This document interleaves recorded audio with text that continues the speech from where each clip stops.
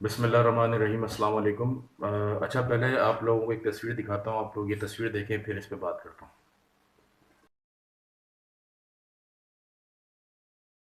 जी, तो ये तस्वीर जैसा कि आपने देखी कि इसमें 3 बच्चे बैठे हुए हैं और उनके हाथ में जूस का डब्बा है।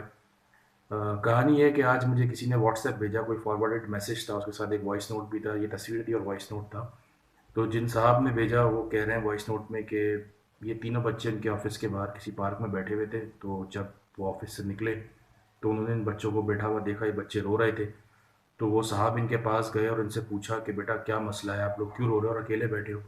तो बच्चों ने बताया, इन तीनों में बच्ची थोड़ी ज़्यादा थी, तो उसने बताया कि हमारे वालिद हमें यहाँ लेके आए थे और उन्होंने कहा कि मैं भी आता हूँ, और उसके बाद से वो कहीं चले गए, वापस नहीं आए।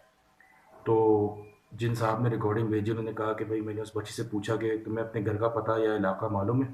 तो बच्ची ने कहा मुझे पता है हमारा इलाका कहाँ है और घर भी मुझे पता है। तो वो साहब कहने लगे कि फिर मैं उन बच्चों को उनके घर लेकर गया। तो जब मैं उनके घर गया तो वहाँ एक खातून थी जो बच्चों को देख के बहुत ज़्यादा रोने लगी।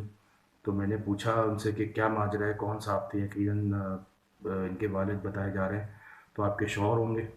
तो खातून ने कहा कि जी मेरे शौहर हैं, और असल में हमारे घर में 2 दिनों से शदीद फाके हो रहे हैं।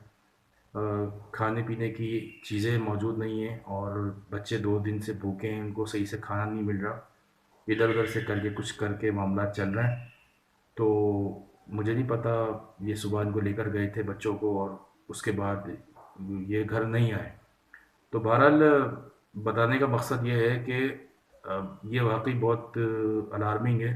हालात वाकई बहुत ख़राब हो चुके हैं, लोगों के पास खाने को नहीं है, पीने को नहीं है। बिजली के बिल आपके सामने double double triple triple bill आ रहे हैं लोगों के।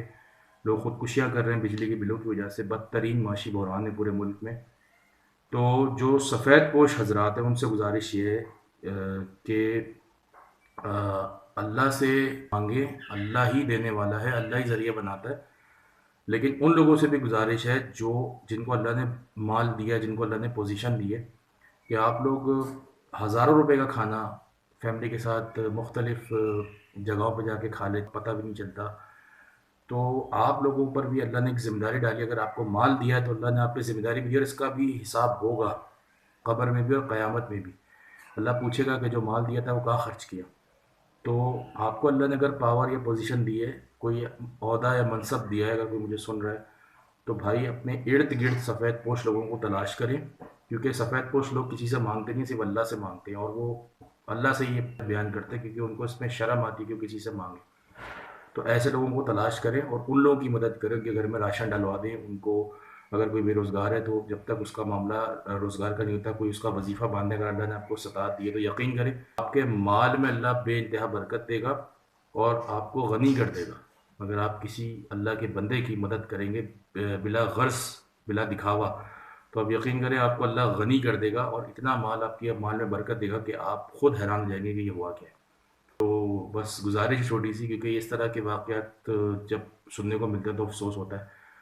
अल्लाह हम सब का हामी नासिर हो। अल्लाह हाफ़िज़।